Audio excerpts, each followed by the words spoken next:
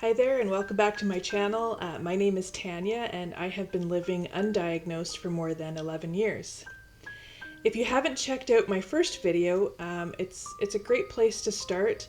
The first video goes over all of my current symptoms and what my lifestyle is like.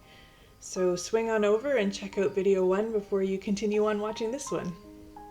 If you like watching this video, when you're done, please go ahead and hit the thumbs up below the screen there. What it does is it increases visibility and helps me get my story out there. Maybe there's somebody else who's going through the same thing I am and can find some sort of comfort in watching this. Also, maybe I'll find someone that knows what this is. So, here's hoping. Thanks for joining. So today I'm going to take you right back to the beginning when these crazy symptoms started happening. I had just given birth to my first child. It was a very long labor, 42 hours. I was induced twice. I also went for a lovely ambulance ride in a blizzard. So, very eventful delivery. Anywho, so I'm back home, I'm on iron pills. I felt really off. You know, it took some time to recover after the delivery, which, you know, all you other ladies out there, you know what I'm talking about. There's some recovery time required. Anywho, so I'm lacking sleep, I'm busy, I'm adjusting to life as a parent, I'm nursing, lots of changes, lots of adjustments happening, and things started to change. So I'd had these moments where I would kind of feel sudden weakness and I would need to sit down or kneel or sit on the floor.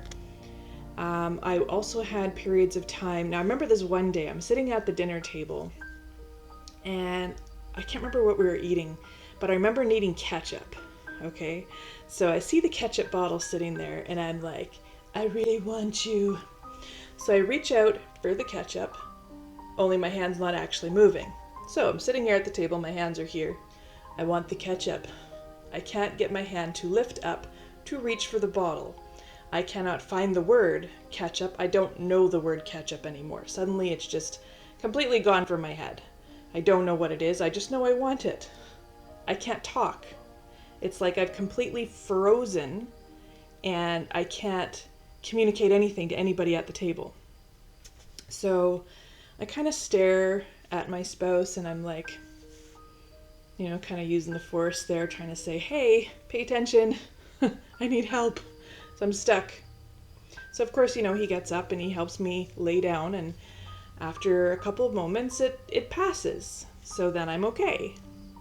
So that was the first time that really jumped out at me, and I'll never forget that day. We also went visiting an old age home, visiting a family member. And the same kind of thing happened. It was kind of like distancing. It's like you see everything around you, you see everyone, you hear everything, you understand where you are, but you're like separating from yourself and looking down at yourself sitting there. And it's like an outer body experience. Only it's really not fun. So I couldn't move, I couldn't talk, I couldn't communicate that something was going on. I just kind of had to, you know, sit there and take it. So at this point, I start going to see the doctor about these episodes. They're happening only once a month, sometimes a little bit more frequent, but it started off about monthly. So the very first thing that the doctor said to us was, okay, we're going to check your head. Well, clearly I needed to get my head examined. So I go to get a CT. I had 2 CTs, one in 2010 and one in 2011. Both of them showed absolutely no abnormalities. Everything was completely fine, according to the CT scan. Well, I beg to differ. Right. So, after that, in 2011, I go for an EEG. So, the EEG is when they, you know, hook up your brain to all these wires and monitor your brain waves. So, I'm just going to read this paper to you because I'll never remember everything that it says if I don't read it. So, This EEG was significant for rare left posterior temporal sharply contoured waveforms, which were not clearly epileptiform. So, basically some seizure type activity happening, but not epileptic form. They also said that I had a poor response to flashing light. So I don't know exactly what that means. Their wording was showed a poor driving response. So I guess me and flashing lights did not go well. However, no sign of epilepsy. So there's that. Right, so then I went and did a Holter monitor test. Now, if you don't know what that is, that's basically when they hook you up to this machine and you take it home with you. You use it overnight, you use it all the following day. You make a log, a diary. So you say, hey, I went for a walk. This is how I felt. This is the time. Or you say, hey, I'm eating right now, or I'm in the bathroom. So you record everything. It records all of your heart rate and any kind of arrhythmias and so on. So then you take this in and they take off all the data and they analyze it.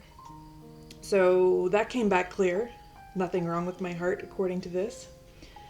They did find some palpitations otherwise. Everything else was normal. So then we're thinking, hey, I always feel better when I get a good sleep. So then we checked out the sleep center. My doctor referred me to somebody, and I did an at-home overnight sleep study. So you bring a machine home and you hook yourself up in certain ways, and it records you while you sleep.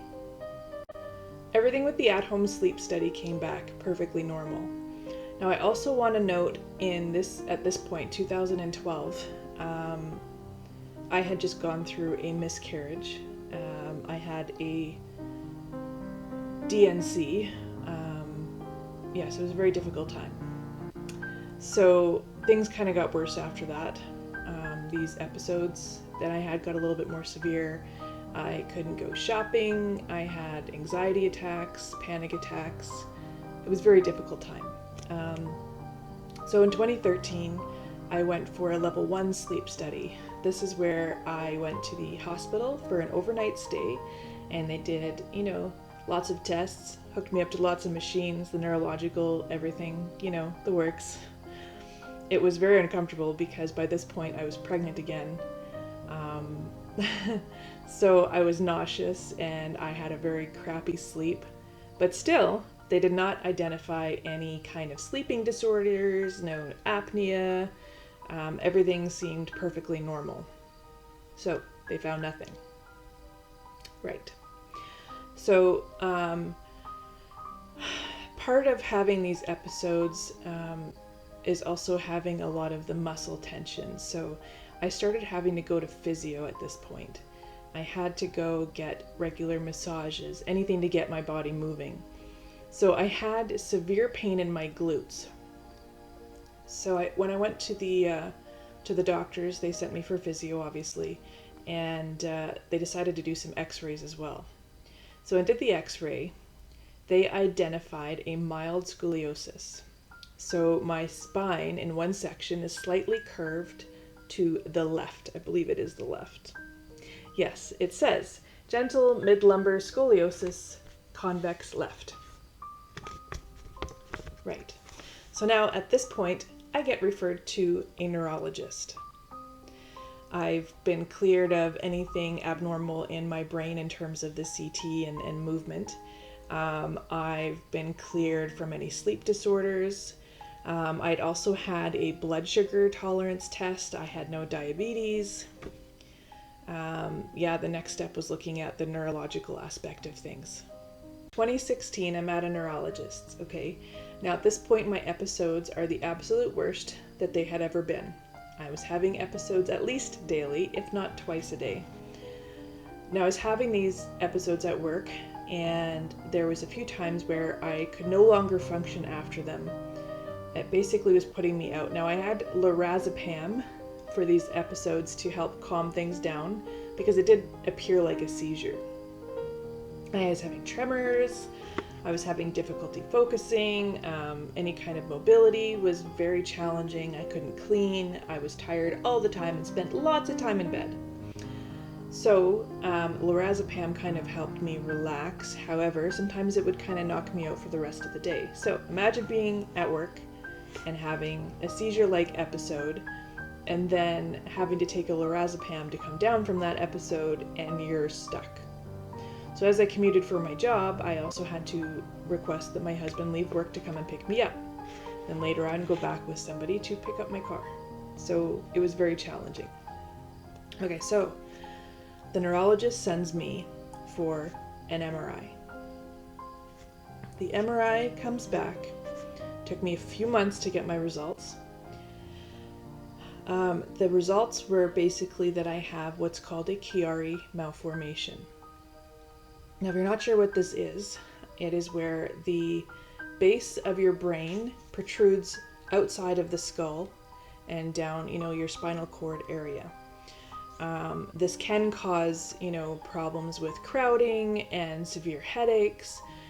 Some people go on disability for the rest of their lives after they're diagnosed. It can cause severe headaches, neurological symptoms, breathing problems, eyesight problems. There's so much stuff. There's hundreds and hundreds of symptoms, but it's hard to put it all in one video. However, the neurologist's feeling is my Chiari malformation is not causing my symptoms because there was no crowding in the back of my neck that would say, hey, she needs surgery. Because that is basically the only treatment, is called a decompression surgery. This is when they go in and they slice the back of your neck and they remove like bone or damaged tissue or anything that they feel safe enough to remove to make extra space so that your spinal fluid, your brain fluid, will flow without restrictions. It also reduces the pressure on your spinal cord. So the neurologist said I did not need this. There was nothing to be concerned about. Of course, he didn't go over much detail with me at this time. He just basically said, hey, your brain is kind of protruding down your neck a little bit, and I don't think it's causing your symptoms, so you don't have to worry. So I kind of brushed it under the rug, and so did he. All right, so now we're at the point where he was not able to help me very much. We went through another EEG. Actually, I had two more EEGs. I had one that was it was supposed to be sleep-deprived EEG, but it turned out they didn't give me the sleep-deprived directions. So I just went for a regular EEG. And of course, nothing came back from this one. It was all clear. So a couple months later, they sent me for another EEG, but this time the sleep-deprived EEG. Now, nothing came of this one either. So I had no answers again. So in the middle of all this, I go to see a cardiologist. The cardiologist sends me for a stress test. Guess what? Came back clear. Again, identifies the palpitations in my heart, but nothing else. Completely normal. So, 2017, they send me for another Holter monitor test just to be safe. Guess what? They found nothing. Okay, so nothing for my Holter monitor test. And later that year, in 2017, they sent me for a second MRI. Now, this MRI was just intended to see if anything had changed with the Chiari malformation. And nothing had changed. The only other thing, of course, that came out of both of those MRIs was that there was a small venous angioma in the left cerebellum, which was unchanged between both MRIs. And this is kind of like a malformation of veins, from my understanding, and they said it was absolutely nothing to worry about. It's very common in people today. So, I got nothing out of that one. So to summarize, between 2009 and 2017, I had CTs, MRIs, EEGs, EKGs, and sleep tests, Holter monitor tests, stress tests. They checked everything that they could possibly think of. And guess what? They found nothing other than the Chiari malformation. But again, the neurologist's opinion was it was not causing my symptoms. Okay, so next video, I'm going to go over from 2018 to current. I'll kind of fill you in on the other people that I've met, the specialists I've seen, the tests I've experienced, the results of all those tests.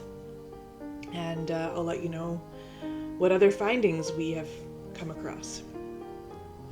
Again, thank you for joining me and sitting through my video. I know it's not the most exciting topic, but honestly, it's a big one that has completely controlled my life for the last 11 and a half years.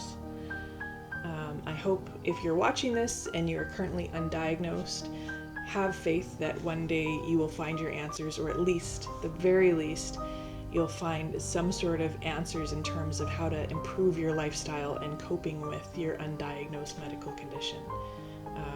Just remember, you're not alone. So stay tuned for the next video in about a week from now, and yeah, thanks for watching. Have a great day.